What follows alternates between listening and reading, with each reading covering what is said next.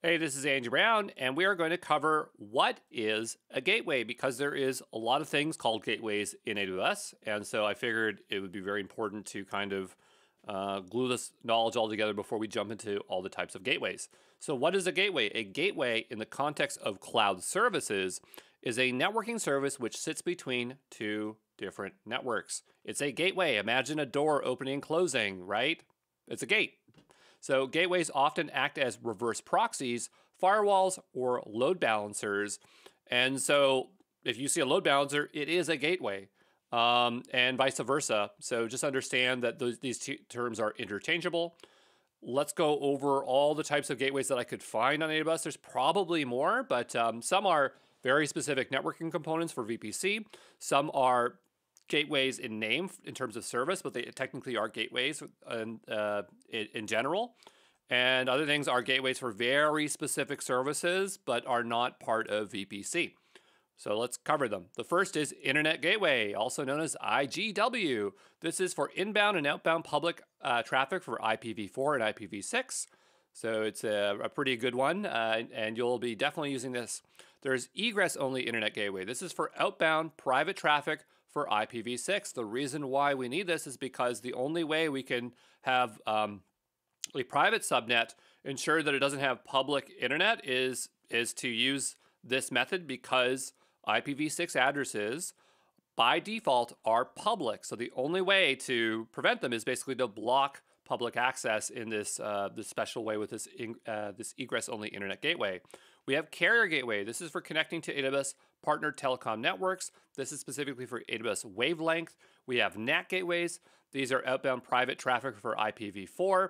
Because IPv4, not all addresses are known. You have to do some kind of translation and map them so that they can internally route to private networks. It's the only way that it can work.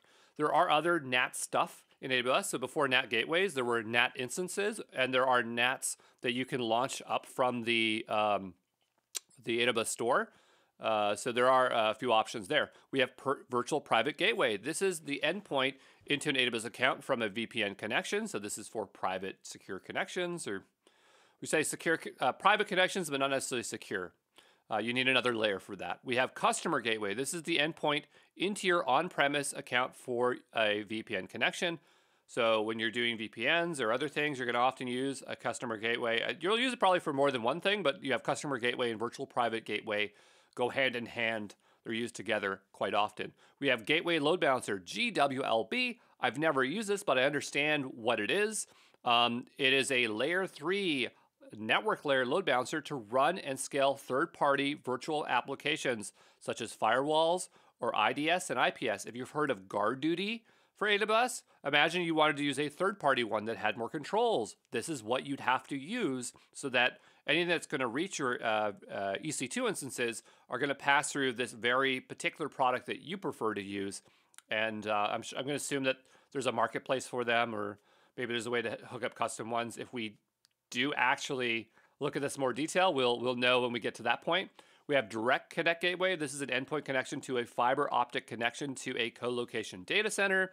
We have AWS Backup Gateway. This is a very specific gateway for the AWS Backup service. You have IoT Device Gateway. This is a very specific gateway to IoT data for the IoT services for AWS. You have AWS Transit Gateway. This is a very broad service that gives you a hub and spoke model to I say simply here, but it should be to simplify VPC peering. It's an alternate way of doing VPC peering that is much easier if you have a lot of VPCs. You have Amazon API Gateway. This abstracts API endpoints to services. We have AWS Storage Gateway. This is syncing, caching, or extending local storage to cloud storage. So this is a particular service, and it has products underneath, but they're all gateways. Some cloud services call their gateways load balancers and vice versa. They're technically all gateways. The difference between load balancers and gateways can also mean the direction. So one is a reverse proxy, right? The other one's not. Just understand broadly what gateways are. They gatekeep data or like the flow of traffic between two networks. Okay, so there you go.